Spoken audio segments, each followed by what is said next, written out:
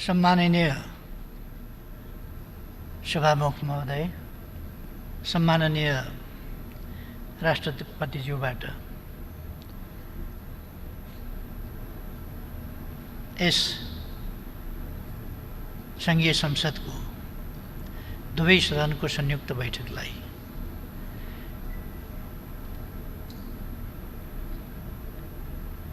गत 2 गते सम्बोधन गरेर सरकारको नीति कार्यक्रम आफ्नो सम्बोधन मार्फत प्रस्तुत गरिदिनु भएकोमा नेपाल सरकारको तर्फबाट सम्माननीय राष्ट्रपतिज्यूमा हार्दिक धन्यवाद भन्न चाहन्छु। सम्बोधन मार्फत आएको सरकारको नीति तथा कार्यक्रम माथि माननीय ज्यूहरूले 5 जनाले संशोधन राख्नुभएको छ र उहाँहरू लगायत 112 जनाले छलफलमा सक्रियता र उत्साहका साथ सहभागी हुनुभएको छ, विचारहरू राख्नुभएको छ, सुझावहरू प्रस्तुत गर्नुभएको छ। यसका निम्ति म सम्पूर्ण मान्य ज्यूहरूमा हार्दिक धन्यवाद भन्न चाहन्छु।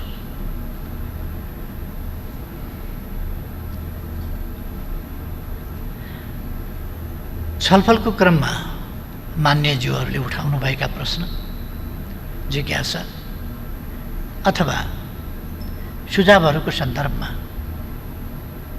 मेरो गम्भीरताका साथ ध्यान गएको छ र ती कुराहरू आगामी दिनमा औचित्य आवश्यकताका आधारमा कुन कुन ठाउँमा के कुरामा सान्दर्भिक हुन सक्छ त्यसलाई ध्यानमा राखेर बजेट वा अरू विभिन्न स्थानमा सकारात्मक कुराहरूलाई समावेश गरिने कुरातर्फ पनि म मान्यज्यूहरूलाई आश्वस्त पार्न चाहन्छु।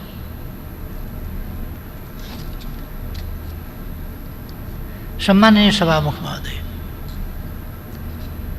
आज हामी एउटा असहज र असामान्य अवस्थामा छौँ। कोभिड-19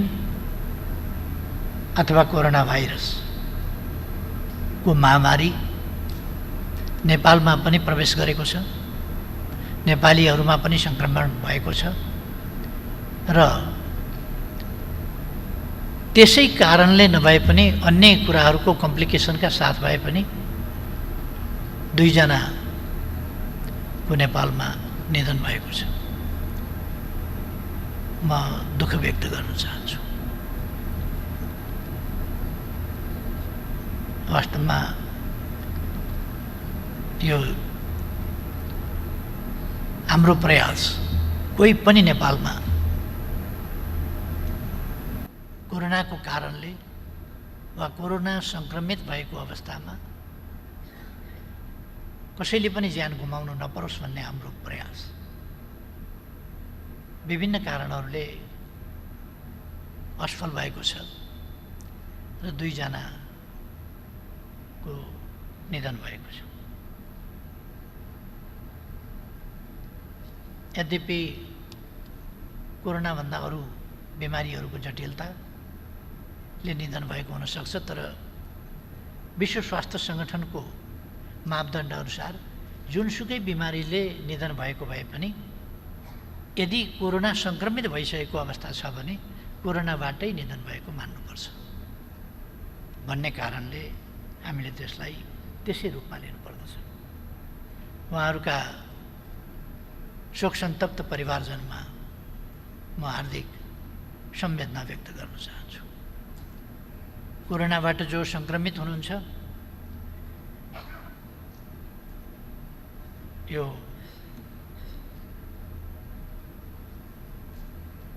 अहिलेसम्मको सङ्ख्या 403 हुन सक्ने सम्भावना भन्ने भएको छ, तर अहिलेसम्म कन्फर्म 377 जनामा कोरोना सङ्क्रमित भइसकेको छ।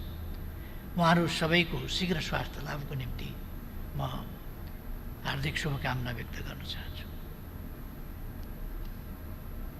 अरूमा सङ्क्रमण हुन नपाओस् यसका निम्ति सरकारले उच्च सतर्कता अपनाउने, सकेसम्म बढी परीक्षणहरू गर्ने र बढी भरपर्दो ढङ्गले परीक्षण गर्ने, क्वारेन्टाइनको व्यवस्था गर्ने, क्वारेन्टाइनलाई अझ प्रभावकारी बनाउने, यी कामहरू हामी गर्दैछौँ र आइसोलेसनमा राख्नुपर्नेहरूलाई त्यसै गरी व्यवस्थित ढङ्गले आइसोलेसनमा राख्ने र उपचारको राम्रो प्रबन्ध त्यसमा सरकारको ध्यान गएको छ।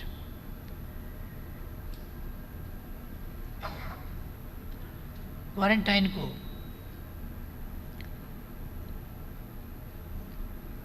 साधारण क्षमता 57,904 क्वारेन्टाइनको सिट सङ्ख्या अथवा त्यति व्यक्ति राख्न सकिने स्थिति बनेको छ। तर यी अहिले ती ठाउँहरूमा मानिसहरू पनि नभएको नराखिएको हुँदा तिनीहरूको गुणस्तर अलिक पर्याप्त गुणस्तर नभएको देखिन्छ। त्यसमा 30,000 सङ्ख्या अलिक गुणस्तरीय छ। त्यसमा पनि मानिसहरू त्यति ठुलो सङ्ख्यामा राखिएका छैनन्। त्यसकारण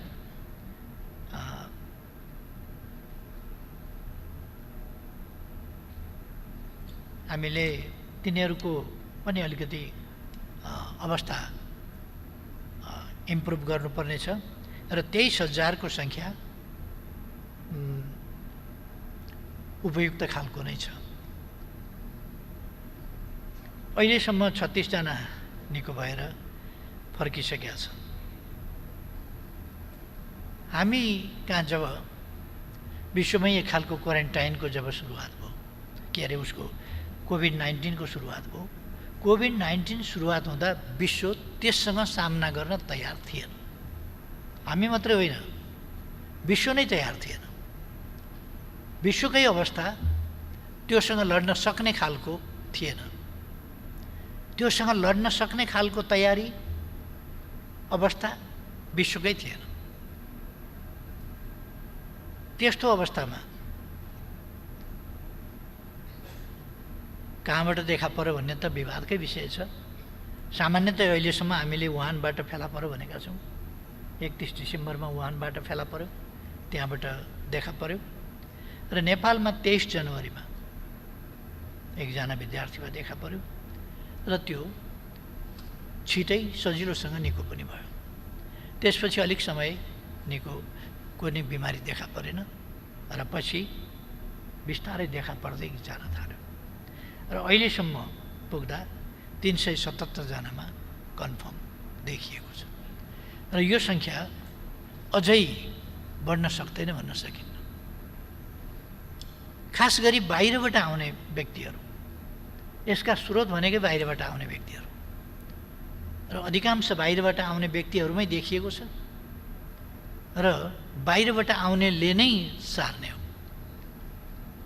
अहिलेसम्म भन्ने हो भने पनि बाहिरबाट आउने बाहेक कम्युनिटीमा सारेको बहुतै सानो सङ्ख्या, अत्यन्तै अल्प सङ्ख्यामा मात्रै कम्युनिटीमा सारेको देखिन्छ, नत्र भने बाहिरबाट सङ्क्रमित भएर आउनेहरूकै सङ्ख्या छ। अहिले भन्ने हो भने भारतबाट सङ्क्रमित भएर आउनेहरूको सङ्ख्या अत्यन्तै ठुलो छ र ती व्यक्तिहरूबाट कोही लुकेर बस्दिने, कोही पत्ता लाग्न गाह्रो हुने, कोही खुरुखुरु घर गइदिने, कोही समुदायमा मिसिएर बस्ने जस्ता कुराहरूले यो अवस्था अलिक गम्भीर बन्ने, त्यो समुदायमा सङ्क्रमण सर्ने, यस्ता खालका कुराहरू हुन सक्छन्। त्यसप्रति हामीले सजगता अपनाउनु पर्नेछ।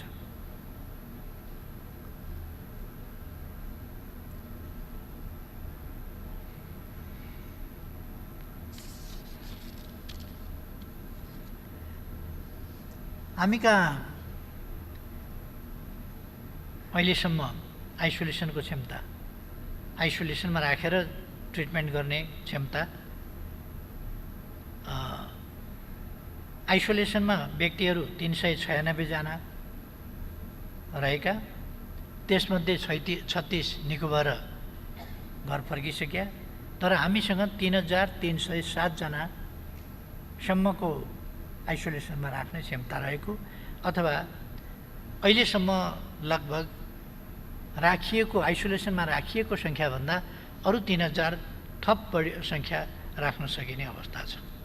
अहिलेसम्म हामीले 1,02,083 जनाको परीक्षण गरेका छौँ, जसमध्ये 32,000 को पिसिआर टेस्ट भएको छ र आरडिटी टेस्ट 69,560 गरिएको छ, जसको कुल सङ्ख्या हुन्छ 1,02,083 जना।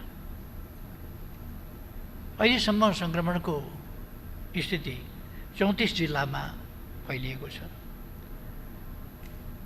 यसका निम्ति हामीले बाहिरबाट पनि आइरहेको चाप, त्यसले पारेको प्रभाव, अझै पनि आउन सक्ने सम्भावना जस्ता कुराहरूलाई ध्यानमा राखेर देशभरि नै वडासम्म क्वारेन्टाइन निर्माण गर्ने काम अगाडि बढाएका छौँ। र अहिलेसम्म हेर्दाखेरि वुहानबाट सङ्क्रमित भएर आएको अलिक नरम देखिएको थियो, इटालीबाट आएको पनि अलिक नरमै देखिएको थियो, दुबईबाट आएको पनि अलिक नरमै देखिएको थियो, तर भारतबाट आएको चाहिँ अलिक कडा भाइरस देखिएको छ।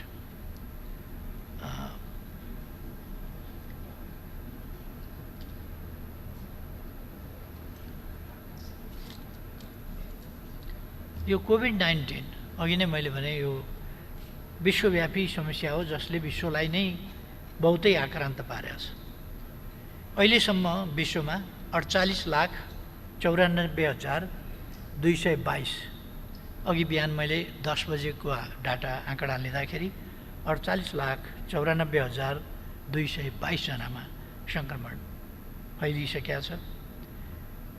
त्यसमध्ये 19,08,065 जना निको भएर फर्किएका छन् र अहिलेसम्म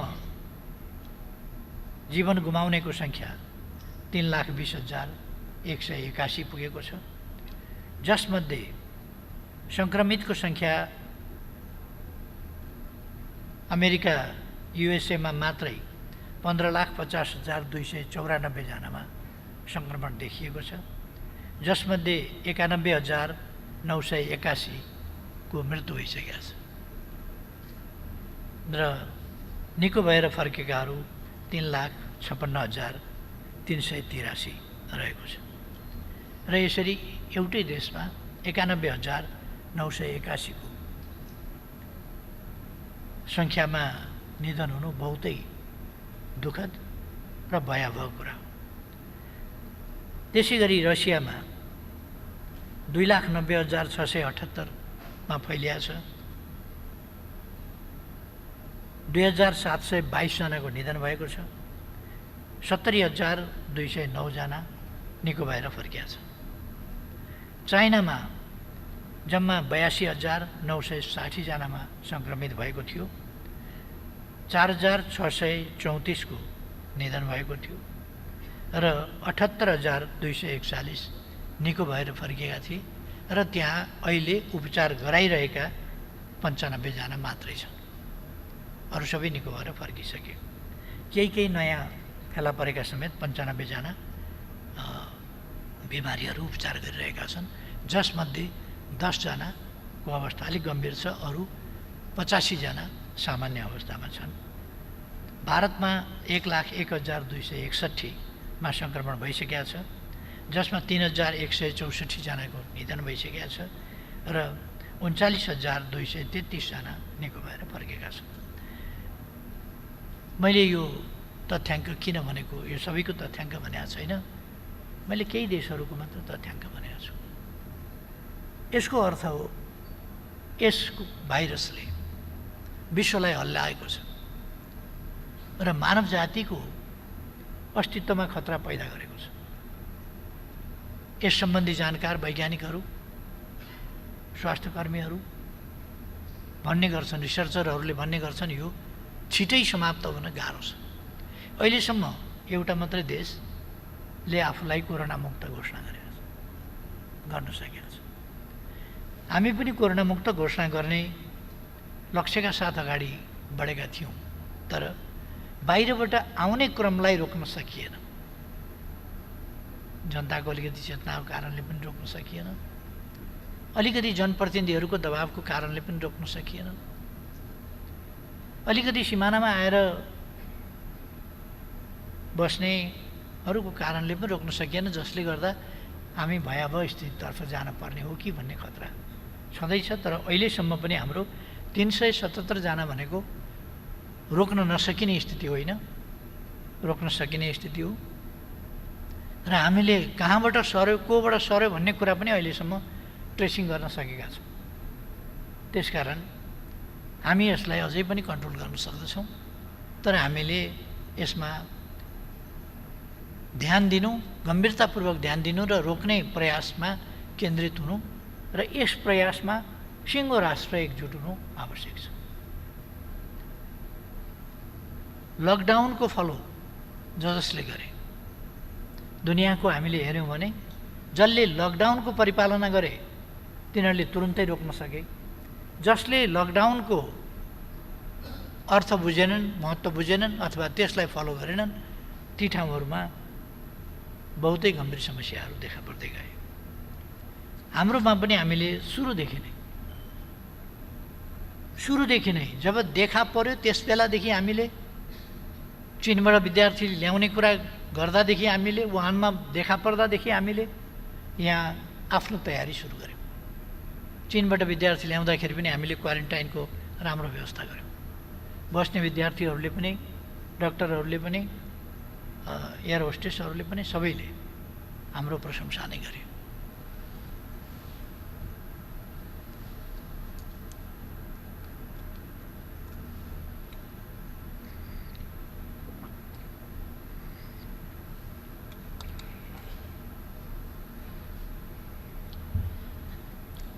क्वारेन्टाइनको हामीले महत्त्व बुझ्यौँ र क्वारेन्टाइनमा बस्ने र जब नेपालमा प्रवेश गर्यो भनेपछि हामीले लकडाउनको बाटो अलिकति सङ्ख्या हुने बित्तिकै, 2-4 हुने बित्तिकै, 2-3 जनामा देखा पर्ने बित्तिकै हामीले लकडाउन सुरु गऱ्यौँ। त्यसले गर्दा फैलिन पाएन लामो समय, पछि बिस्तारै फैलिँदै गयो। नेपाली जनताले आम रूपमा देखाएको केही यसभित्र पनि राजनीति गर्न खोज्ने, यसभित्र खेलेर अस्थिरता पैदा गर्न खोज्ने अथवा सरकारको असफलता देखाउन खोज्ने, त्यसमा रुचि राख्ने, कोरोनाको नियन्त्रणभन्दा पनि सरकारको असफलतापट्टि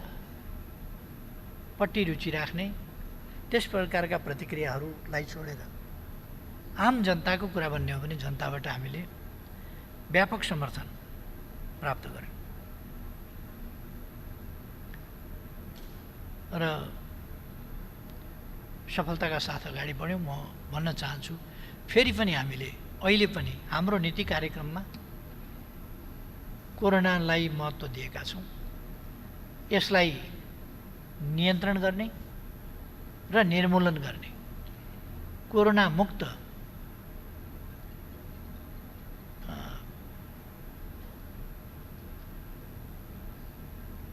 नेपाल हाम्रो पहिलो प्राथमिकता भएको छ।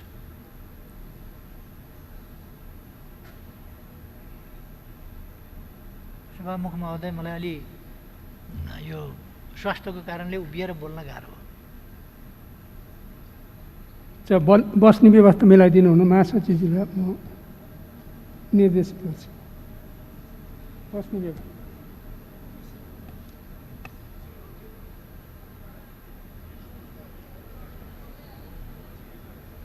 यहाँबाट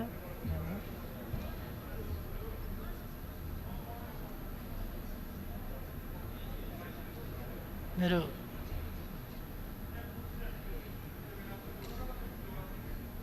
तलबाट सहज हुन्छ त हजुर तलबाट सहज हुन्छ त बसेर यहाँबाट देख्न सजिलो हुन्छ देख्न सकिँदैन यतै गर्नुपर्छ त्यहीँ बस्छ यहाँ अलिक अर्को कुर्सी छैन एउटा यता कसो होला त हुन्छ यतै त्यहाँ राख्दा हुन्छ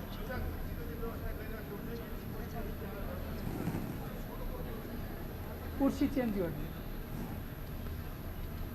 गुड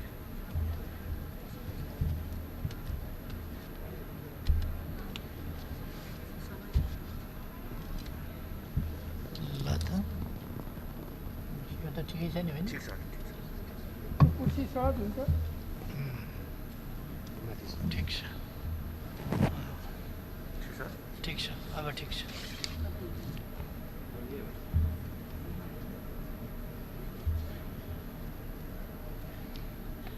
सम्मानीय सभामुख महोदय सभामुखज्यूलाई बिचमा अलिकति इन्टरप्ट गर्नु परेकोमा क्षमा प्रार्थी छु मेरो त्यो अपरेसनको कारणले खुट्टामा अलिकति समस्या भएको हुनाले उभिन गाह्रो परेको हो लामो समय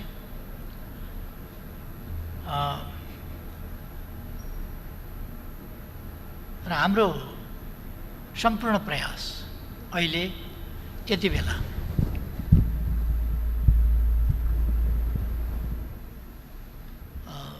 कोरोना भाइरस मुक्त देश बनाउने कुरासँग केन्द्रित छ यति बेला पनि यसभन्दा पछि पनि नीति कार्यक्रममा पनि उल्लेख भएको छ हाम्रो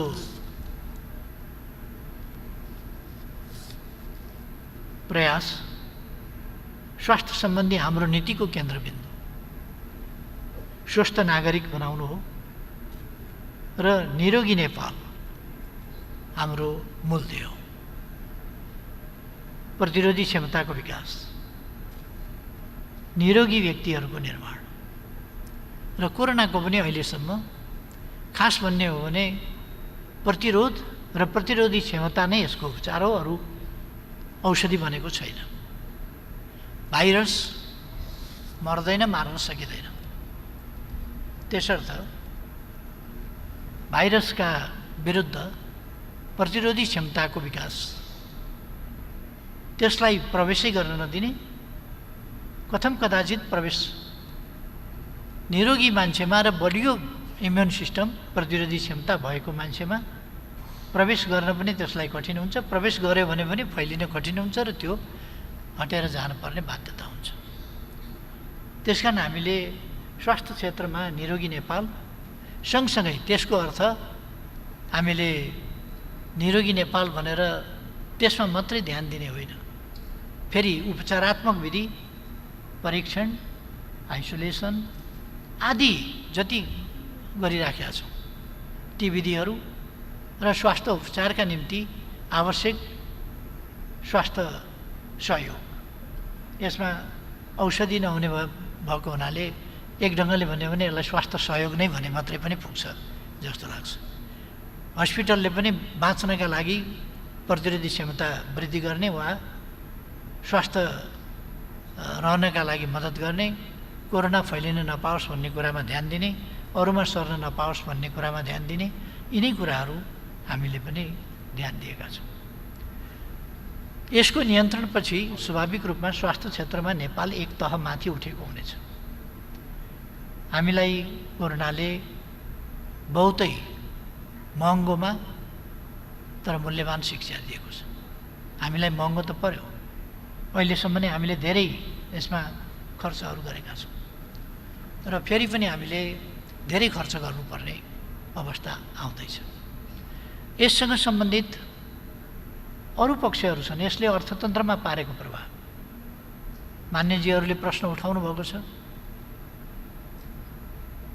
कि कोरोना छँदै छैन जस्तो अर्थतन्त्रका कुराहरू या विकास निर्माणका कुराहरू अथवा पूर्वाधार विकासका कुराहरू अथवा स्वास्थ्य लगायतका शिक्षा क्षेत्रका र अरू विविध क्षेत्रका कुराहरू यी सबै कुराहरू कोरोना नै छैन कि जस्तो गरेर कोरोनामा केन्द्रित हुनुपर्ने अरू कुराहरू पनि सरकारले ल्यायो भन्ने कुरा पनि मान्यजीहरूले भन्नुभएको छ। म के स्पष्ट पार्न चाहन्छु भने कोरोना एउटा बहुतै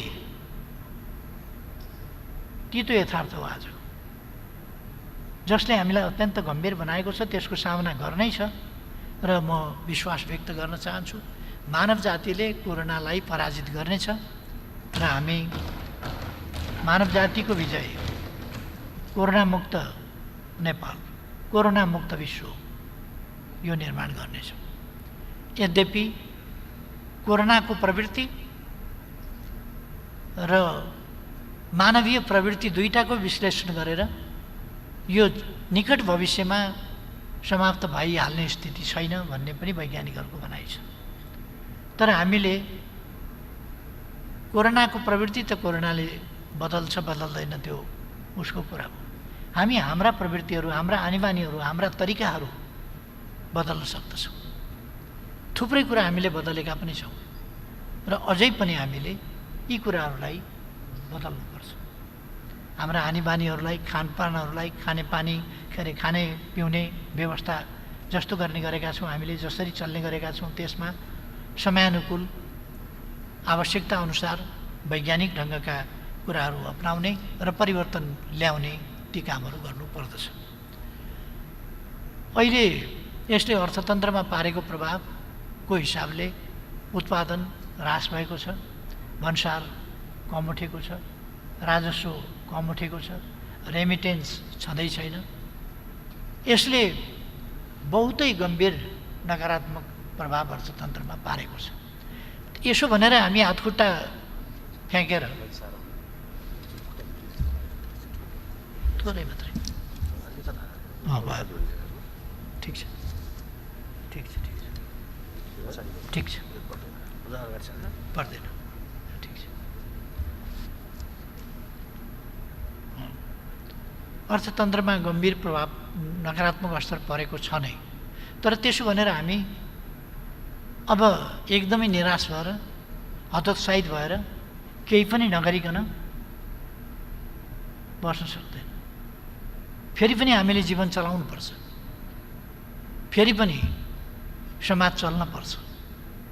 त्यसकारण कोरोनासँग सतर्क हुँदै, कोरोनासँग लड्दै, कोरोनालाई प्रवेश गर्न नदिँदै र कोरोनालाई निको पार्दै हामी सामाजिक जनजीवनलाई पनि यदि झन् यो लामो समय चल्छ भने त हामीले झन् गम्भीरताका साथ सोच्नुपर्छ। यो लामो समय चल्छ भने समाज कसरी हामीले सँगसँगै चलाउने, समाजको आर्थिक क्रियाकलाप, बाँच्नका लागि चाहिने कुराहरू कसरी सँगसँगै चलाउने। त्यसकारण स्वाभाविक रूपमा हामीले हाम्रो अर्थतन्त्रलाई आत्मनिर्भर अर्थतन्त्रतर्फ विकास गर्ने, यस कुरामा ध्यान दिनुपर्ने। हाम्रो उत्पादनले हामीलाई पुग्ने स्थिति बनोस्। हामीले थाहा पाउनु पर्दछ कि विश्वका दात्री राष्ट्रहरू, सङ्घ संस्थाहरू पनि दिइरहन सक्ने अवस्थामा हुँदैन यदि यही स्थिति हो र सबैका नोक्सान छ भने। धेरै देशहरू, 18वटा देश विश्वका बाहेक अरू देशहरूमा ऋणात्मक भएको छ उत्पादन वृद्धि। उत्पादन वृद्धि हुने होइन, घटेको छ, ऋणात्मक भएको छ। त्यस स्थितिले अर्थतन्त्रमा पार्ने प्रभाव, करोडौँ मानिसहरू र जनसङ्ख्याको ठुलो प्रतिशत अथवा उल्लेख्य प्रतिशत भनौँ, त्यो प्रतिशत जबलेस हुने स्थिति, रोजगारीबाट वञ्चित हुने स्थिति, आम्दानीबाट वञ्चित हुने स्थिति, यी सबै पक्षहरू गम्भीर छन्। त्यसो भएपछि हामीले हाम्रा कृषि क्षेत्रमा, अरू क्षेत्रमा यो उत्पादन कसरी बढाउने, उपभोग्य वस्तुहरूको उपलब्धता कसरी गराउने, कमसेकम हामीलाई बाँच्नका लागि पनि दाल, चामल, तरकारी, नुन जस्ता कुराहरू त अनिवार्य चाहिन्छ। त्यही न्यूनतम कुरा पनि भोलि कसरी उपलब्ध गराउने भन्ने कुरातर्फ पनि हामी गम्भीर हुन जरुरी छ। खाद्य पदार्थ जुनसुकै होस् त्यो कमसेकम बाँच्नका लागि खान पर्ने र त्यसमा कतिपय अत्यावश्यक खानेकुराका कम्पोनेन्टहरू अनिवार्य हुनुपर्ने, त्यस स्थितिलाई ध्यानमा राखेर नै हामी आफ्ना आर्थिक क्रियाकलापहरू सञ्चालन गर्ने, जसबाट सामाजिक जीवन पनि चल्न सक्दछ। त्यसै अनुसार अहिले नीति कार्यक्रममा थुप्रै कुराहरू उल्लेख भएका छन्।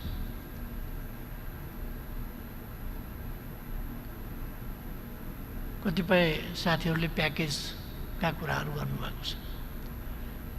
प्याकेज यो देखाउने कुरा पनि होइन र अर्को विषय पनि होइन। प्याकेज हामी जहाँ छौँ, जस्तो अवस्थामा छौँ, जता जाँदैछौँ त्यसअनुसार अर्थतन्त्रको सम्बन्धमा, आर्थिक हिसाबले गर्नुपर्ने कामहरूको सन्दर्भमा त्यसअनुसार नै हाम्रा नीतिहरू र हाम्रा व्यवहारहरू निर्देशित हुनुपर्दछ। त्यसकारण हामी जनतासँग कुनै प्रकारको छलछामको व्यवहार गर्न सक्दैनौँ।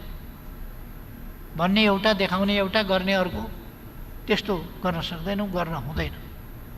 हामीले यथार्थ चित्रण जनताका सामु राख्नुपर्दछ र प्याकेज प्रस्तुत गर्दा राम्रो हिसाब किताबका साथ त्यसरी प्याकेज प्रस्तुत गर्नुपर्दछ, जो सस्टेनेबल हुन सकोस्, जो राज्यले पनि धान्न सक्ने हुन सकोस्, जो स्रोत आधारित हुन सकोस्, ती कामहरूलाई हामीले गर्नुपर्दछ। त्यसकारण हामीले भनेका छौँ, जो बेरोजगार भएका छन्, जसको आम्दानी रोजगारी गुमेको कारणले समाप्त भएको छ, त्यस्तो मानिसहरूलाई सम्भव हुन्छ भने सम्भव हुनेसम्म रोजगारीका अवसरहरू उपलब्ध गराउनुपर्छ। रोजगारीका अवसर उपलब्ध गराउने, उसको कमाईबाट आम्दानी सुनिश्चित गर्ने बाटो सबभन्दा दिगो बाटो हो, जसले समाज चलाउनका निम्ति पनि, निजको जीवन, निजको परिवार चलाउनका निम्ति पनि, देशको अर्थतन्त्रलाई कमजोर हुन नदिनका निम्ति पनि यो आवश्यक छ। त्यसकारण हामी त्यस बाटोमा नै जान खोजिरहेका छौँ। गरिबलाई, जसको केही छैन अथवा सहारा छैन अथवा कुनै देखभाल गर्ने कोही अभिभावक छैन अथवा शारीरिक रूपले अशक्त अपाङ्ग छ या सुस्त मनस्थितिको स्थितिमा छ, काम गर्न पनि सक्दैन, त्यस्तो मानिसहरूसँग हामीले श्रमको अपेक्षा गर्न सक्दैनौँ। वार्धक्यको हिसाबले श्रमको अपेक्षा गर्न सक्दैनौँ भने उहाँहरूको जिम्मा फेरि सरकारले बिना शर्त लिनुपर्ने हुन्छ। यसका निम्ति पनि सरकारले सोचेको छ। त्यसकारण म साथीहरूलाई, मान्यज्यूहरूलाई आग्रह गर्न चाहन्छु, हामी यी सबै कुराहरूको प्रबन्ध गरिरहेका छौँ र आगामी दिनमा छिटै नै हामी यस्ता प्रबन्धहरूतर्फ पनि अगाडि बढ्नेछौँ।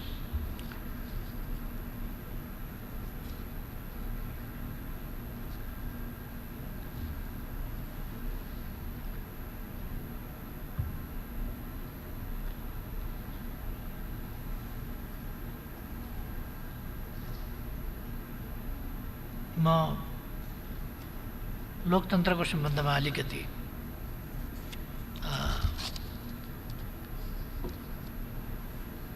भन्न चाहन्छु। लोकतन्त्रको सम्बन्धमा चर्चा गर्दा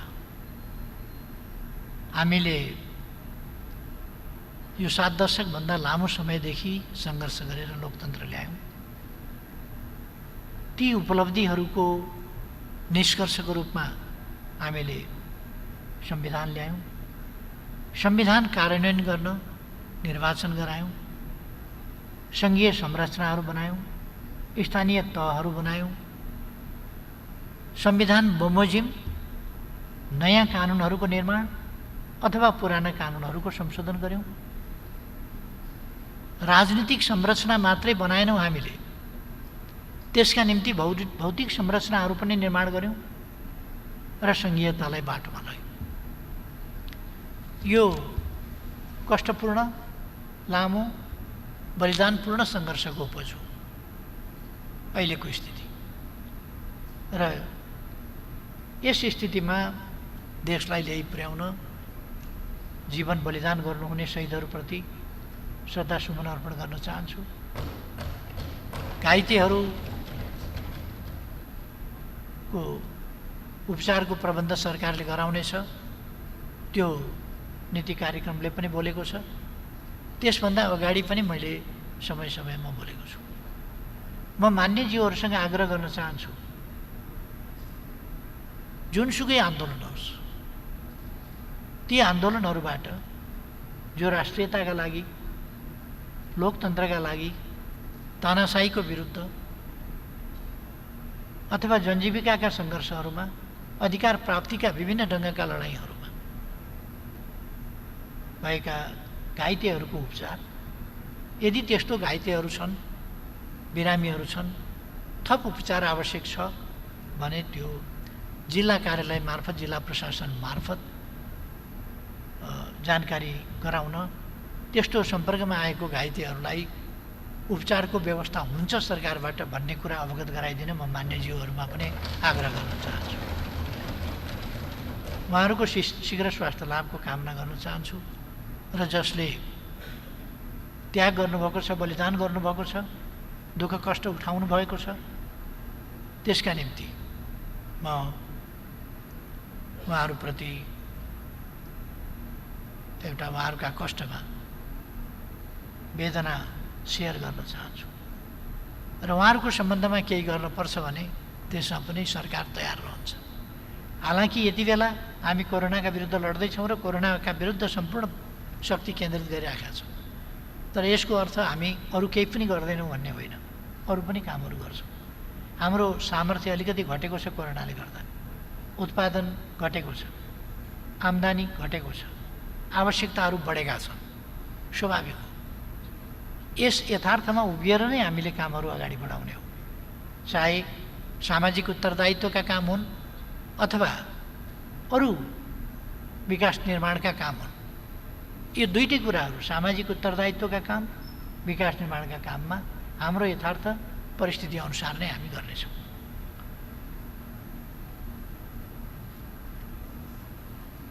कतिपय मान्यजीहरूले अलिक लोकतन्त्रको चरित्र भन्न खोजिया के पूर्ण लोकतन्त्र भनिएको छ, समाजवाद उन्मुख भनिएको छ, यो के हो बुझिएन भन्ने खालको पनि कुरा गर्न खोज्नुभएको छ।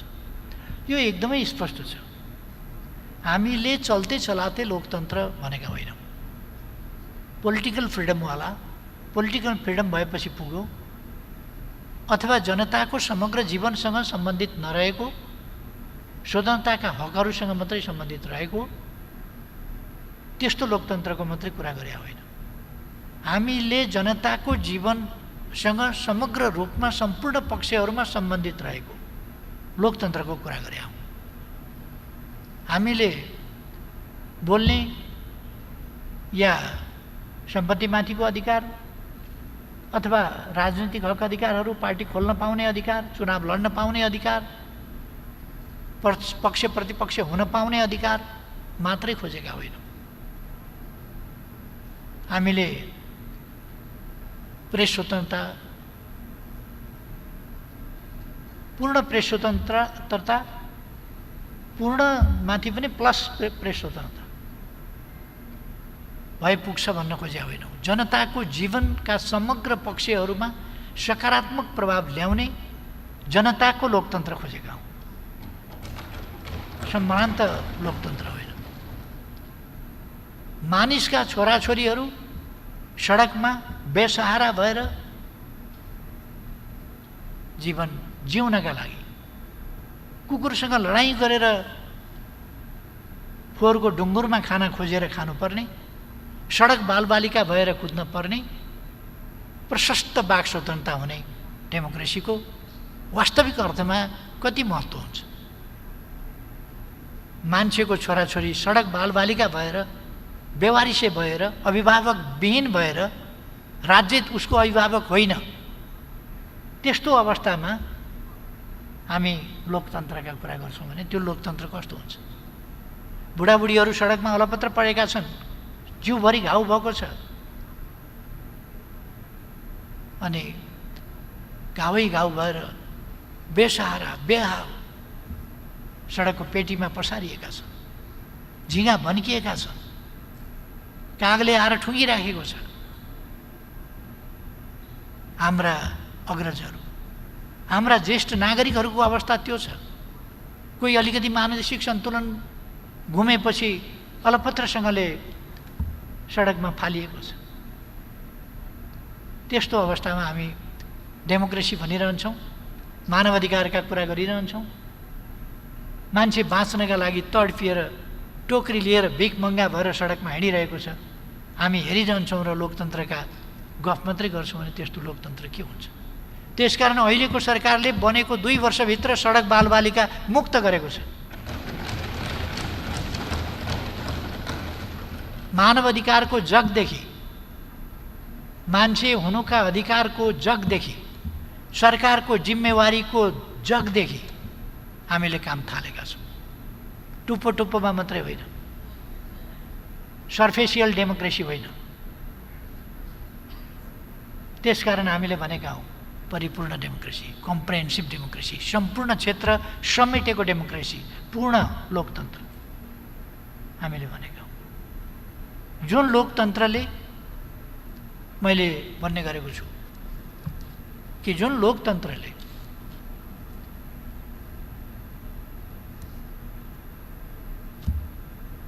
पर क्यापिटा इन्कम अथवा जिडिपी नापेर हामी यहाँ पुगेका छौँ भन्ने, तर बालबालिका सडकमा कुकुरसँग लडाइँ गरेर खानेकुरा खोजेर बाँच्ने कोसिस गरिरहेका छौँ। हामी जिडिपी र पर क्यापिटा इन्कमका कुरा गर्छौँ। त्यसकारण हामीले भनेको त्यो चल्ते चलातेको त्यस्तो डेमोक्रेसी होइन। डेमोक्रेसी उहिले अब्राहम लिङ्कनले भनेको थियो, of the people, by the people, for the people. तर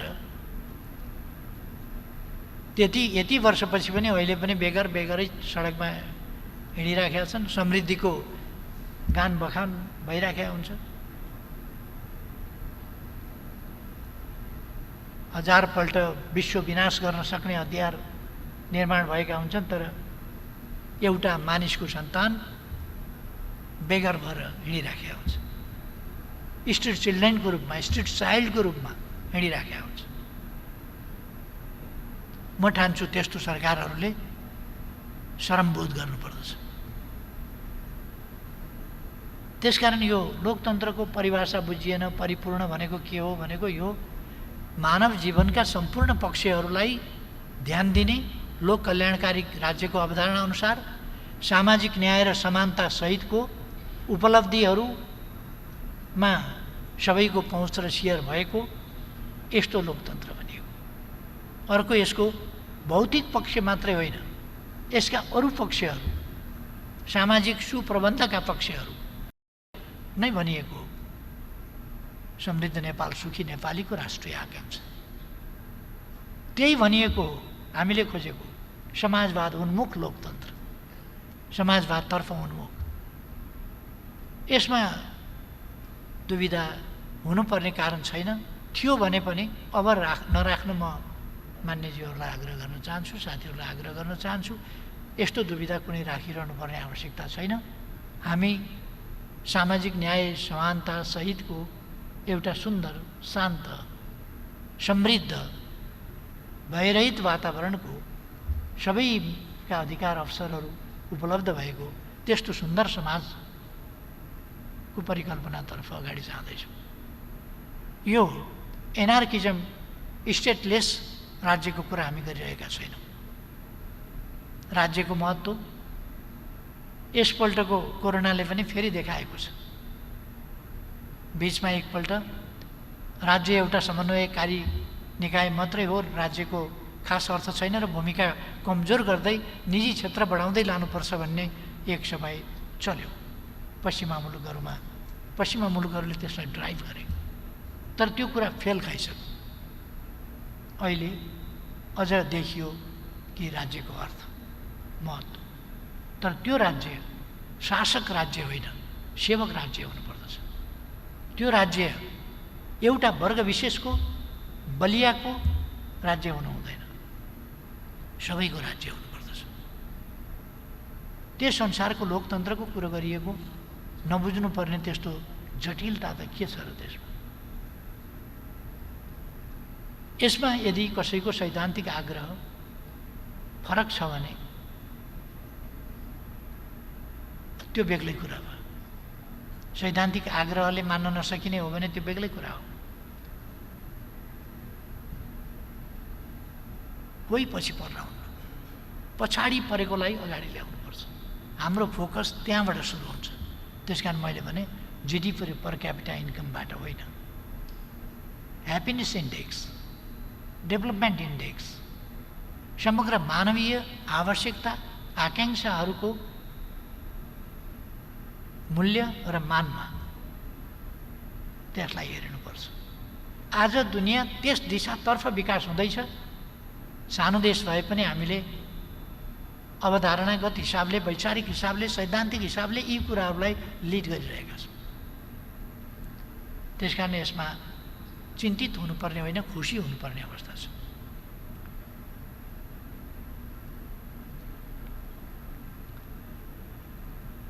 अर्को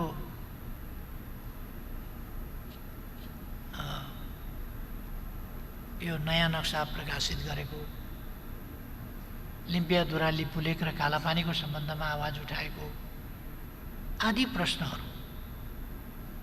प्रसङ्गमा हो या अरू प्रसङ्गमा हो, यो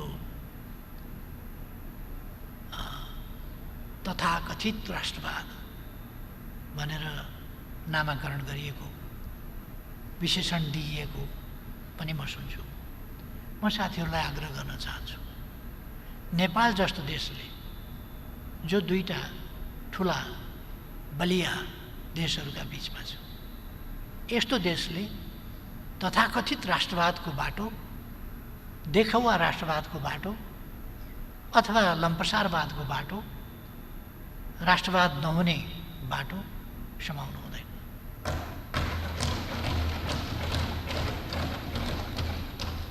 यथार्थमा भन्दाखेरि राणा शासनको समाप्तिको लगत्तै पछिदेखि उत्तरी चेकपोस्टमा लगेर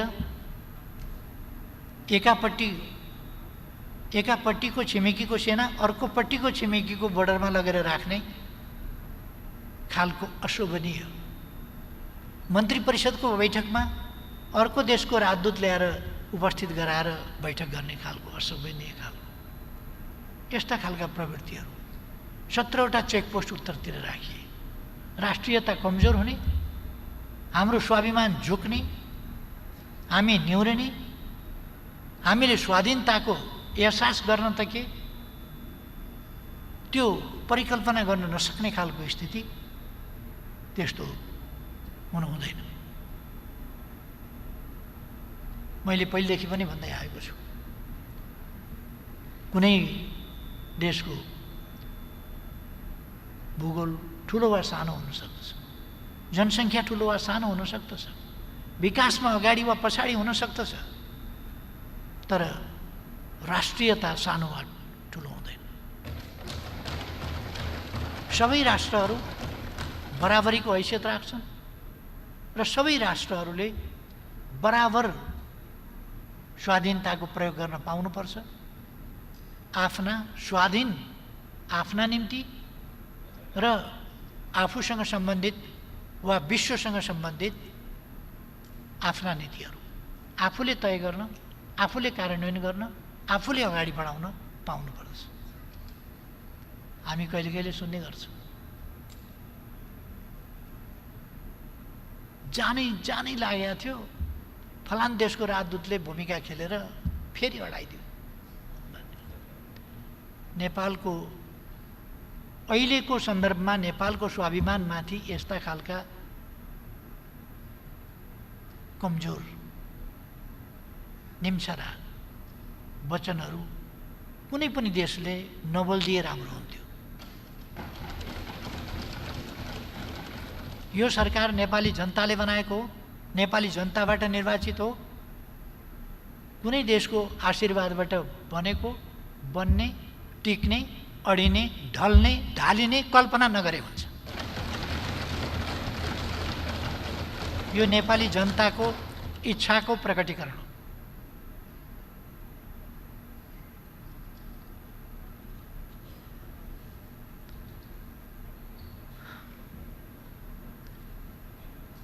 एकजना एउटा सन्दर्भ चाहिँ मैले सम्झाउनु पर्छ कि जस्तो लाग्छ। नेभिल च्याम्बरलेनलाई हटाएर चर्चिल प्रधानमन्त्री हुनुभन्दा अगाडि च्याम्बरलेनलाई हटाउने सन्दर्भमा ब्रिटिस पार्लियामेन्टमा अति भयो,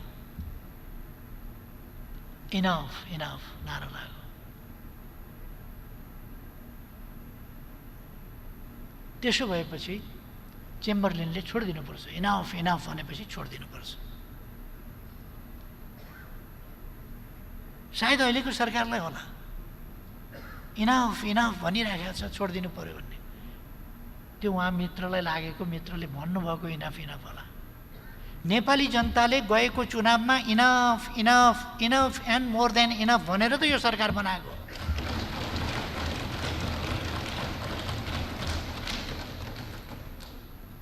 त्यसकारण कुनै भ्रम नरहोस्, म आग्रह गर्न चाहन्छु। इनफ नभनिकन त बनाएको होइन नि हो। किन यो पर्मानेन्ट सरकार बनाइयो? त्यसकारण यो जनादेशबाट आएको हो। जनादेशलाई कदर गर्छ।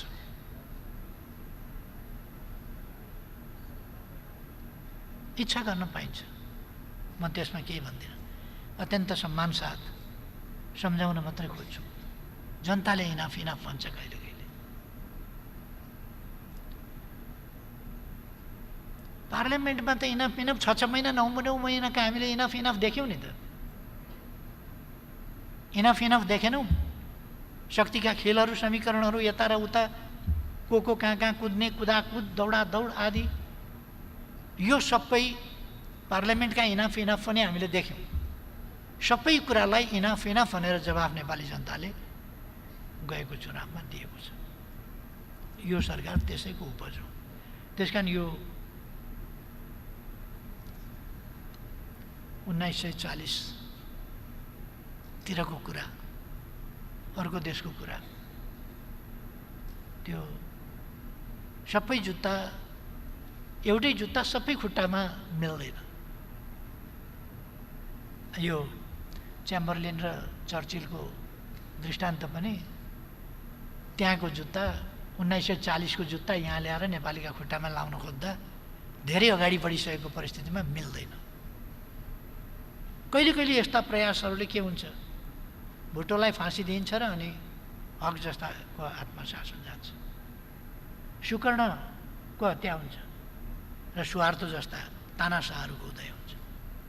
हामीले मार्कोस देखेका छौँ, हामीले इदी अमिन देखेका छौँ, हामीले अरू यस्ता थुप्रै तानाशाहहरू देखेका छौँ। हामी भन्न चाहन्छौँ नेपालमा कुनै तानाशाहको उदय हुन सक्दैन। कुनै तानाशाह अब फर्केर आउने कल्पना नगर्दा हुन्छ, कुनै तानाशाह नयाँ तानाशाह निस्किन्छु भन्ने कल्पना पनि नगर्दा हुन्छ। अब नेपालमा अधिनायकवादको सम्भावना छैन र नेपाल डेमोक्रेसीबाट पछि हट्दैन।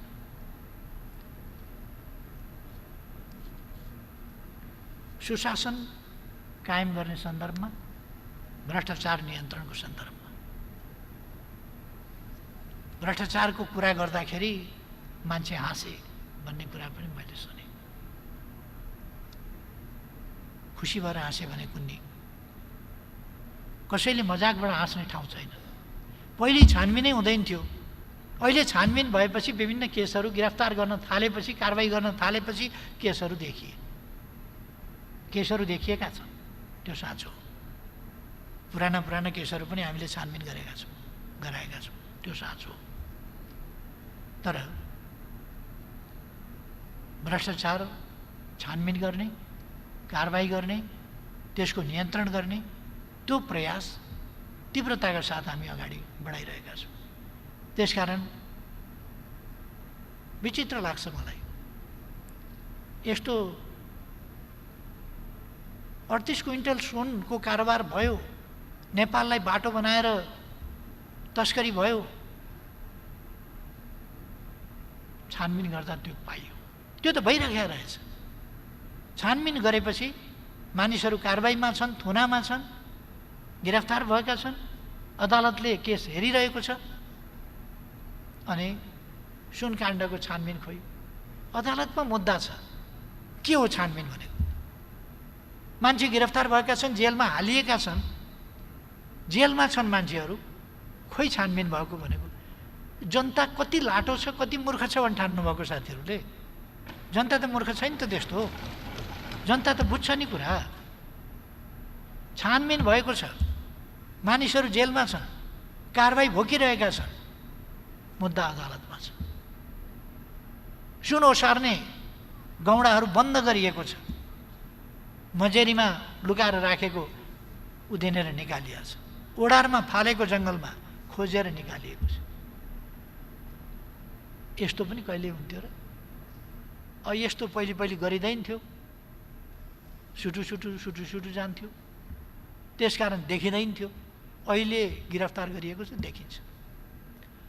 त्यसकारण म मान्यज्यूहरूलाई आग्रह गर्न चाहन्छु,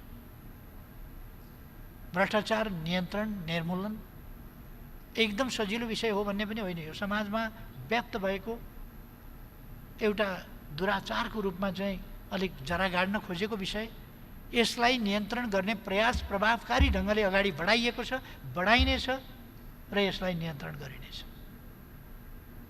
त्यसकारण यो आलोचनाका लागि आलोचना त गर्न सकिन्छ, तर जनताले हेरिराखेका छन्, त्यसकारण जनता हाँसिया छन् भन्ने कुरा होइन, जनता यस्ता कुराहरूबाट खुसी भएछ कि यो छानबिन हुँदैछ।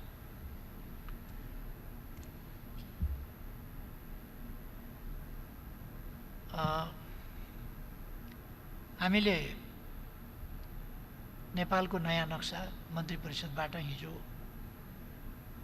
प्रकाशित गरेका छौँ। लिम्पियाधुरा, लिपुलेक, कालापानी सहित हाम्रो भूभाग हो। 18 सालसम्म त्यहाँ जनगणना गर्ने, तिरो उठाउने काम भइरहेको थियो। त्यसपछि तिरो उठाउने जस्ता कामहरू जान नदिने, त्यहाँ रोक्ने खालका कामहरू भए। र खास गरी 1962 सनमा त्यहाँ भारतीय सेना कालापानीमा बसेपछि त्यसभन्दा पश्चिमको भूभागतर्फ जान हामी ब्लक भयौँ, हामीलाई ब्लक गरियो र त्यस बेलाका शासकहरूले त्यस कुरालाई सहेर बसे र त्यो विषय ताजा विषयको रूपमा नभएर ओझेलमा पर्दै गयो। वर्तमान सरकारको तर्फबाट प्रधानमन्त्रीको हैसियतले म यस गरिमा महेश सदनलाई अवगत गराउन चाहन्छु। अब लिम्पियाधुरा, लिपुलेक र कालापानीको विषय ओझेल पर्न वा सेलाउन दिइने छैन। यसको निष्कर्ष निकालिन्छ। यसको यो हाम्रो भूभाग हामी फिर्ता लिएर छोड्छौँ। फिर्ता लिने अठोटका साथ नै भारतले आफ्नो भनेर नक्सा विवादास्पद भूमि भन्ने हो भने पनि त्यो विवादास्पद होइन, हाम्रो भूमि बेकारको अकुपाई गरेर विवादास्पद बनाएको छ। त्यसकारण हामीले यसमा कोही रिसाउँछ कि भनेर हामीले अर्गेल गरेको भए पो रिसाउँछ कि भन्ने ठान्नुपर्ने आवश्यकता। हामीले अर्गेलै गरेको छैन।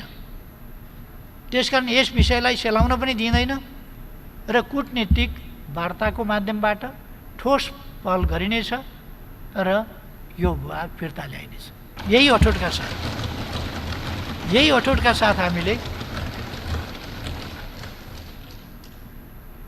जसरी हामीले नीति कार्यक्रममा प्रस्तुत गरेका थियौँ, सम्बोधनमा आएको छ, हामी लिम्पियाधुरा, लिपुलेक, कालापानी क्षेत्र हाम्रो हो र त्यो फिर्ता लिन अथवा त्यसलाई प्राप्त गर्न हामी ठोस रूपमा कूटनीतिक प्रयास गर्नेछौँ र फिर्ता लिनेछौँ। तदनुसार त्यो भूभाग समेत सामेल गरेर हामी नेपालको नक्सा नयाँ नक्सा तयार गर्नेछौँ भनेर नीति तथा कार्यक्रममा आएको थियो। यो कुनै चलाखीको हिसाबले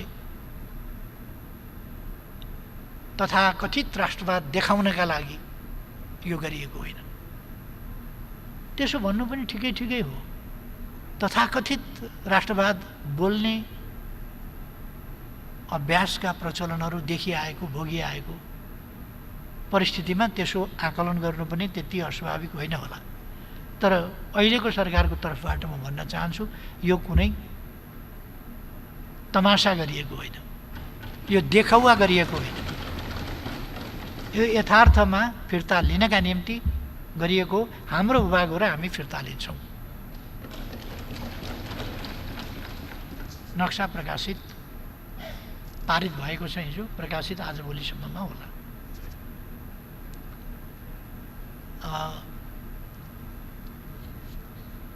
म यसबाट सिँगै राष्ट्र खुसी हुनेछ विश्वास गर्दछु।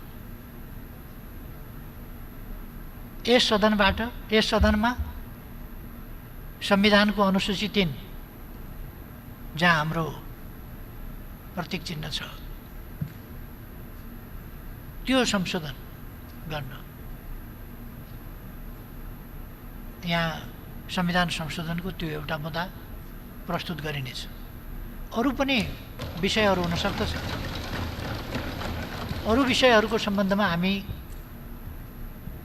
भोलि फेरि छलफल गर्न सक्छौँ, संविधान संशोधनका कुरा गर्न सक्छौँ। तर सबै विषयहरूभन्दा बढी महत्त्वको, तत्कालीन महत्त्वको, हाम्रो वार्तासँग सम्बन्धित, हाम्रो नक्सासँग सम्बन्धित, हाम्रो भूमि फिर्तासँग सम्बन्धित यो विषय तात्कालिक महत्त्वको र तत्कालका लागि जरुरी विषय हो। त्यसकारण यो संविधान संशोधनको प्रस्ताव यस गरिमामय सदनमा आउनेछ र मैले विश्वास लिएको छु त्यो पारित हुन्छ। यसो भइसकेपछि हाम्रो आफ्नो तर्फको तयारी दुविधा रहित ढङ्गले हाम्रो क्लियर कट बाटो यो हो भन्ने कुरा गरेर दुविधा रहित ढङ्गले हामी जाने कुरा यो पुरा हुन्छ। म ठान्छु संविधानको अनुसूची 3 नेपालको नक्सा समेत जहाँ अंकित छ त्यो संसदले पारित गरेका दिन देशमा दीपावली हुनेछ राष्ट्रियताको पक्षमा। मैले त्यो विश्वास लिएको छु।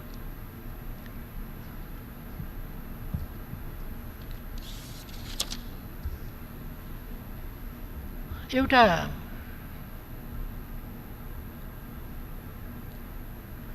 प्रश्न अलिकति केही साथीहरूले उठाउनु भएको छ। 211 नम्बर बुँदामा, नीति कार्यक्रमको 211 नम्बर बुँदामा लप्सीफेदी, रातमाटे हिटौँडा र लप्सीफेदी, रातमाटे दमौली बुटवल ट्रान्समिसन लाइनको 400 केबी ट्रान्समिसन लाइनको उल्लेख छ। त्यसो भएपछि कतिले भन्नुभएको छ, टिप्पणी गर्नुभएको छ, आशंका व्यक्त गर्नुभएको छ यो पछाडिको ढोकाबाट एमसीसी ल्याउन खोजियो, जसकेलाबाट एमसीसी छिराउन खोजियो। म स्पष्ट पार्न चाहन्छु, यो हाम्रो प्राविधिकहरूले, हाम्रो इन्जिनियरहरूले, हाम्रा विद्युत विज्ञहरूले लप्सीफेदी, रातमाटे हिटौँडा र लप्सीफेदी, रातमाटे दमौली र बुटवलको ट्रान्समिसन लाइन आवश्यक छ। नत्र भने हामीले विद्युत उत्पादन गर्ने, तर विद्युत बहन गर्ने, त्यसलाई लिएर जाने, त्यसलाई ट्रान्सफर गर्ने माध्यम भएन भने उत्पादन गरेको बिजुली के गर्ने? त्यसकारण त्यो उत्पादन गरेको बिजुली उत्पादनै गर्न सकिँदैन, त्यो त्यत्तिकै मेसिन थानको लगाएर राख्नुपर्ने हुन्छ। हाम्रो जलस्रोतको धनी देश, हामी बेसरी विद्युत उत्पादन गर्दैछौँ र त्यसरी उत्पादन गरेको बिजुली अनि ट्रान्समिसन लाइन चाहिएन। त्यस कारण यो प्रश्न ट्रान्समिसन लाइन बनाउने भन्ने कुरा हो र ट्रान्समिसन लाइन अनिवार्य ढङ्गले बनाइन्छ। यो पछाडिको ढोकाबाट होइन, अगाडिको ढोकाबाट, जस्केलाबाट होइन, मूल बाटोबाट बनाइन्छ। एमसिसीले बनाउँछ, एमसिसीले बनाउँछ, एमसिसीले नबनाएर अरूले बनाउँछ, त्यसले बनाउँछ, कसैले नभए हामीले बनाउँछौँ। तर यो बन्छ बनाइन्छ। नत्र भने त हामीले जलस्रोतको धनी देश भन्ने, विभिन्न यति धेरै अहिले हाइड्रो पावर प्रोजेक्टहरू हामी सञ्चालन गरिरहेका छौँ। यति धेरै प्रोजेक्ट सञ्चालन गरिरहेका छौँ, ती अब निकट भविष्यमा पुरा हुँदैछन्। ट्रान्समिसन लाइन बनाउन 4-5 वर्ष कमसेकम लाग्छ। विद्युत उत्पादन गरेको विद्युत बोक्ने त्यो माध्यम चाहिँ हामीसँग छैन। कतिवटा हाइड्रो पावर कम्पनीहरूले उत्पादन सुरु गर्न वा कन्स्ट्रक्सन सुरु गर्न यो भोलि गएर ट्रान्समिसन लाइनको अभावको कारणले हुन नसक्ने देखेर काम रोकेर बसेका छन्। लगानी गरेर उत्पादन भएर कहाँ लाने, ढोकामा बोकेर लाने कुरा भएन, केहीमा बोकेर लाने कुरा भएन। त्यसकारण त्यसका लागि चाहिने ट्रान्समिसन लाइन त्यो अनिवार्य छ, हामी बनाउँछौँ। पहिलो कुरा। दोस्रो कुरा, एमसिसी भनेको मेरो विचारमा यस गरिमामय सदनले छलफल गरेर निष्कर्ष आफूले निकाल्नु पर्यो। अघिल्लो सरकारले वार्ता गर्यो, छलफल गर्यो, एमसिसी सम्झौता गर्यो। अविच्छिन्न उत्तराधिकारको हिसाबले यस सरकारले, अघिल्लै सरकारले संसदबाट अनुमोदन गर्नुपर्ने भन्ने समेत सम्झौता गरेको हुनाले यो सरकार आएपछि यसले गरिमामय सभामुख महोदयको टेबलमा संसदको अनुमोदनका लागि प्रस्तुत गर्यो। यो एमसिसी अहिलेको सरकारले सम्झौता गरेको होइन, अघिल्लो संयुक्त सरकारले सम्झौता गरे र अविच्छिन्न उत्तराधिकारवाला हुन्छ सरकार भनेको। अघिल्लो सरकारले गरेको काम मैले गरेको होइन भनेर अलपत्र छोड्न मिल्दैन। त्यसको सम्झौताको परिपालना गरेन भने विश्वसनीयता, कूटनीतिक विश्वसनीयता, राज्यहरूका बीचमा गरेका सम्झौताको विश्वसनीयता, नीतिहरूको, निर्णयहरूको स्थिरताको, स्थायित्वको विश्वसनीयता, त्यो गम्भीर रूपमा प्रश्न उठ्छ। त्यसपछि त्यस्तो सरकारसँग, त्यस्तो देशको सरकारसँग सम्झौता कसरी गर्ने कुनै देशले? अहिलेको सरकारसँग गर्यो भने भोलिको सरकारले आएर त्यो मान्दिनँ भन्छ भने कसरी गर्ने? त्यसकारण सम्झौता गर्ने बेलामा हरेक देशको हरेक समयको सरकारले राष्ट्रिय हितको पक्षमा अत्यन्तै होसियार हुनुपर्छ, सावधान हुनुपर्छ, नत्र त्यसले अप्ठ्यारो पार्न सक्छ। त्यसका अरू छलफलका दलहरूभित्र छलफलका अथवा मान्यजीहरूका बीचमा छलफलका सोचका भिन्नताहरू हुन सक्छन्। त्यति बेलै प्रकट हुनुपर्थ्यो सम्झौता हुनुभन्दा अगाडि। भएन भने अहिले पनि छलफल गर्न सकिन्छ, त्यो आफ्नो ठाउँमा छ। त्यो छलफल गर्न सकिन्छ। एमसिसी पास गर्ने भए पास गर्ने, पास नगर्ने भए पास नगर्ने, त्यस गरिमामय सदनले निर्णय गर्न सक्छ। यहाँ सभामुखको टेबलमा आइसकेका छ, संसदले निर्णय गर्न सक्छ। त्यसभन्दा अगाडि दलहरूका बीचमा केही गर्नु छ, दलहरूमा छलफल गर्नु छ, दलहरूमा कुनै अरू कुराहरू छन् वा त्यस सम्झौताका कुराहरूमा अरू केही गर्नुपर्ने छन् भने ती दलहरूका कुरा भए, त्यो संसदको विषय भएन। दलहरूले गर्नु पर्यो, दलहरूले टुङ्ग्याउनु पर्यो। आपसका कुराहरू के हुन् ती छलफलमा टुङ्ग्याउनु पर्यो। पास नगर्ने भन्ने दलहरूका निष्कर्ष निस्किन्छन्, त्यसअनुसार हुइबी जारी गर्नु पर्यो, संसदीय दल मार्फत फेल गर्नु पर्यो। त्यो आफ्नो ठाउँमा छ, तर संसदको प्रपर्टीको रूपमा यहाँ आइसकेका छ, संसदले निर्णय गर्नुपर्छ त्यो। तर यहाँनेरि एमसिसी कहाँ लेख्या छ र? एमसिसी पास गर्ने नगर्ने गरिमामय संसदको कुरा हो। एमसिसी पास भए पनि नभए पनि लप्सीफेदी राजमाटे हेटौँडा लप्सीफेदी राजमाटे दमौली र बुटवलको यो ट्रान्समिसन लाइन चाहिँ नेपाल सरकारले भोलिका लागि आज पेट काटेर भए पनि पटुका बाँधेर भए पनि यो ट्रान्समिसन लाइन बनाउँछ। कुरा त्यो ट्रान्समिसन लाइनै नबनाइकन हामी विद्युत कसरी अन्तर्राष्ट्रिय क्षेत्रमा व्यापार गर्ने भनिराखेका छौँ, हामी बङ्गलादेशसँग व्यापार गर्ने भनिराखेका छौँ, व्यापारका बजार खोजिराखेका छौँ विद्युतको। अनि के गर्छौँ हामी, कसरी लिएर जान्छौँ? ट्रकमा त जाँदैन बिजुली, रेलबाट पानीजहाजबाट पनि जाँदैन, ट्रान्समिसनै लाइन चाहिन्छ। त्यसकारण हामी ट्रान्समिसन लाइन बनाउँछौँ भनेर यहाँ यो भनिएको। अब एउटा प्रश्न चाहिँ यो पहिलेका कामहरूको यहाँ बखान गरेको आत्मप्रशंसा गरेको भन्ने आत्मभर्सना गर्नुपर्ने खालका राष्ट्रियताको सवालमा, लोकतन्त्रको सवालमा, विकास निर्माणको सवालमा, अर्थतन्त्रको सवालमा अथवा ट्रान्जिसनल फेजलाई अगाडि बढाउने सवालमा अथवा उत्पादन वृद्धिका सवालमा, शान्ति सुव्यवस्थाका सवालमा, कुनै पनि सवालमा अहिलेको सरकारले आत्मभर्सना गर्नुपर्ने, यो गल्ती गरेको छ भन्ने खालका त्यस्ता कामहरू गरेको छैन। सोचेर विचार गरेर आजको समयअनुसार देशलाई कसरी अगाडि बढाउने भनेर सोचेर काम गर्ने, काम गरिसकेपछि ज्या है भन्न नपरोस्, यस्तो गल्ती भएछ भन्न नपरोस्।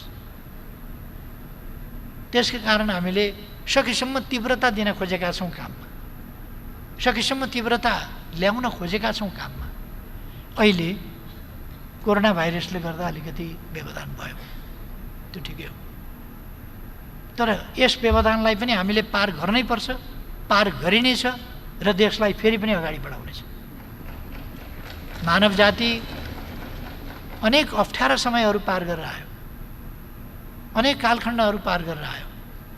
मानव जातिका कतिपय सेक्सनहरू लोप भएर गए, कतिपय सेक्सनहरू अगाडि आफ्नो अस्तित्व जोगाएर अगाडि बढे। आजको विज्ञान प्रविधिको युगमा कोरोनाले मानव जातिलाई समाप्त पार्न सक्दैन, कोरोनालाई मानव जातिले समाप्त पार्नेछ, यसमाथि विजय हासिल गर्नेछ र हामी अगाडि बढ्नेछौँ। त्यसअनुसार अलिकति कुराहरू आएका छन्। यो सरकार स्थायी सरकार हो, त्यसकारण यस सरकारले त 5 वर्षका 10 वर्षका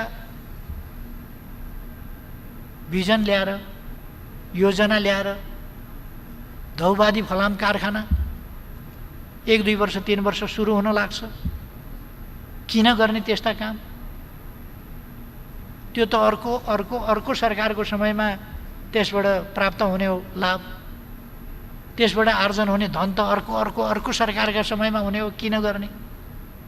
10 वर्ष लाग्ने विद्युत आयोजना अहिले किन सुरु गर्ने? त्यो त 10 वर्ष पछिको सरकारले पाउँछ। यस प्रकारको बुद्धिवाला अहिलेको सरकार होइन। यो सरकार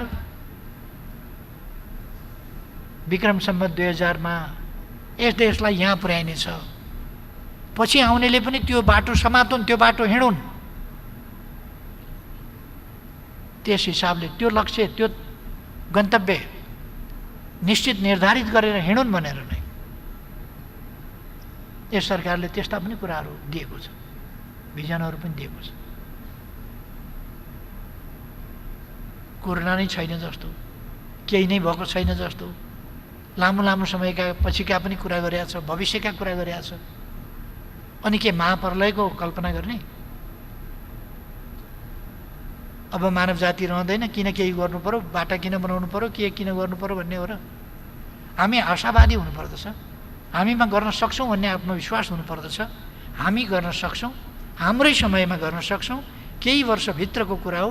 कोरोना नियन्त्रण गर्छौँ छोटो समयमा र त्यसपछि हामी विकास निर्माणका कामलाई अगाडि बढाउँछौँ।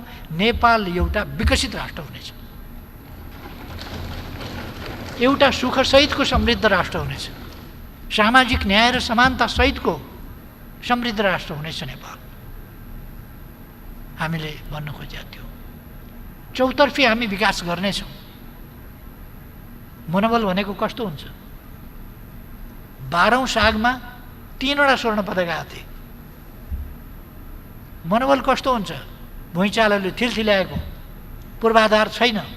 त्यस्तो अवस्थामा सरकारमा आएपछि यसले पूर्वाधार विकास गरेर 50-51वटा स्वर्ण पदक, अघिल्लोमा 3वटा स्वर्ण पदक, अर्को पाइला चाल्दा 51 स्वर्ण पदक। कस्तो हुन्छ मनोबल? कस्तो हुन्छ उत्साह? त्यही उच्च मनोबल, आत्मविश्वास।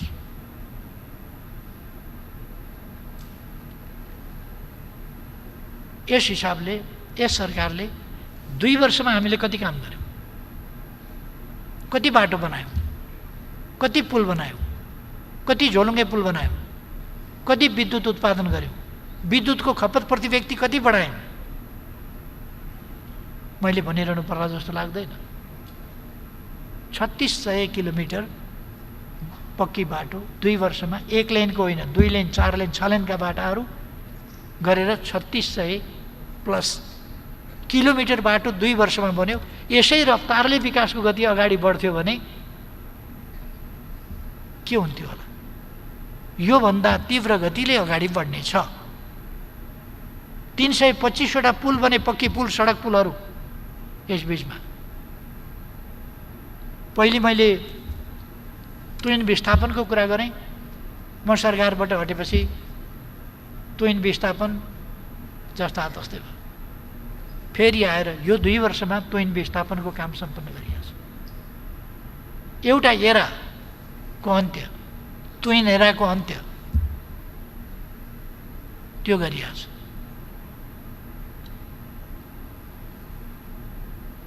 मेरो आग्रह छ कामको प्रतिस्पर्धा गरौँ, काममा प्रतिस्पर्धा गरौँ।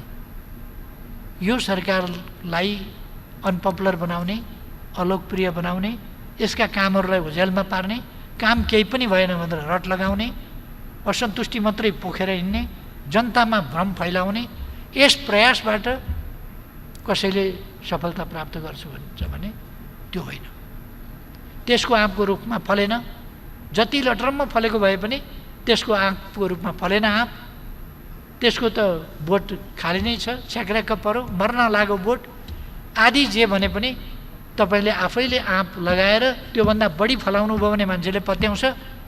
आँप फलेन भनेर क्रिटिसाइज गरे भरमा आँप पनि अलिकति चुचो चुचो बाङ्गो बाङ्गो परेको छ, गतिलो छैन भनेर आलोचना गरेका भरमा जनताले पत्याउँछ र अनि आकर्षित आफूतिर हुन्छ भन्ने त्यस्तो भ्रम चाहिँ हामी कसैले पनि नपालौँ भन्ने मेरो आग्रह छ। हामी काममा स्वस्थ प्रतिस्पर्धा गरौँ, राजनीतिमा त्यो प्रतिस्पर्धा मुनासिबै हुन्छ। अब मैले योभन्दा धेरै केही भनिरहनु पर्ला जस्तो लाग्दैन। यो अल्प अवधिको नभएर यो सरकार पछिको कुरा नगरौँ, हाललाई 5 वर्षका लाग्यो। अब पछिको कुराको त भनेर अहिलेदेखि मान्छे झस्काउने छस्काउने किन पार्ने, त्यो नगरौँ। अहिलेका लागि यो सरकार 5 वर्षको हो। यसले 5 वर्षको अगाडिदेखि पछाडिसम्मका योजना हामीले सुरुमा के भनेका थियौँ, सुरुमा के भन्यौँ, अहिलेसम्म कति गऱ्यौँ, पहिलो वर्ष कति गऱ्यौँ, दोस्रो वर्ष कति गऱ्यौँ, यस वर्ष के गर्न सोचेका थियौँ। कोरोनाले अलिकति डिस्टर्ब गर्यो। यो हामीलाई मात्रै होइन, विश्वलाई नै तहस नहस बनाइराखेको छ। त्यसकारण यस सरकारको नै कमी भन्ने ठान्नुभयो भने दुनियाँको मानचित्र हेरेर दुनियाँसँग कम्पेयर गर्दाखेरि अहिलेसम्म यद्यपि कोरोना छोएको हुनाले कोरोनाले मरेको भन्ने परेको छ, तर त्यो विश्व स्वास्थ्य सङ्गठनको परिभाषा अनुसार हो। त्यसर्थ म भन्न चाहन्छु अवस्था वास्तवमा त्यस्तो होइन। नेपालले बेटर पर्फर्मेन्स गरेको छ कोरोना नियन्त्रणको सम्बन्धमा। हाम्रो जस्तो भूगोल छ, जस्तो खुला सिमाना छ, जसरी मान्छेहरू लुकीछिपी पनि आउन सक्ने अवस्था छ, कुनै रेस्ट्रिक्सनको स्थिति छैन। त यो फैलिसकेपछि हामी सचेत भएर के गर्ने? फैलिन भन्दा सचेत हुनुपर्ने अगाडि हो। अब एउटा कुरा चाहिँ म भन्न चाहन्छु, यो नक्सा हामीले जुन नयाँ छापेका छौँ अथवा संविधानमा जुन परिवर्तन गर्दैछौँ, त्यस कुराले थुप्रै कुरा पाठ्य पुस्तकहरूमा परिवर्तन ल्याउनेछ।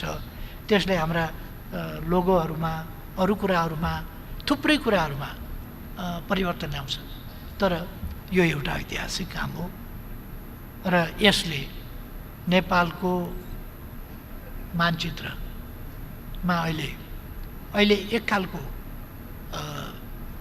परिवर्तन ल्याएको छ र ठोस कूटनीतिक पहलहरूद्वारा एकदम सजिलो हुने छैन। जे लक्षण हामीले देखेका छौँ, जस्तो मान्छेहरूले टिप्पणी गर्दैछन्, त त्यसबाट हामीले देखेका छौँ। तर भारतको एउटा प्रतीक चिन्ह छ, त्यो भारत भनेर चिनिने अशोकाले स्थापना गरेको चारमुखे सिंह, चारतिर फर्किएको सिंह भारतको प्रतीक चिन्ह छ। त्यसको मुनि सत्यमेव जयते लेखा हुन्छ। सत्यमेव जयते भारतको चिन्ह मुनि छ। विश्वास चाहिँ म गर्छु। म सोध्नेवाला छु भारतलाई, सत्यमेव जयते कि सिंह जयते? सिंहमेव जयते कि सत्यमेव जयते? अब दुइटै लेखा छन्, मासतिर सिंह छन् चारमुखे, तलतिर सत्यमेव जयते छ। त्यस कारण म विश्वास गर्छु, नेपाल विश्वास गर्छ, हामी सबै विश्वास गर्छौँ, सत्यमेव जयते। त्यसकारण हामी हाम्रो भूमि फिर्ता गर्न सक्दछौँ, किनभने सत्यमेव जयते। अरू तपसिलका कुराहरू म पछि भन्नेछु।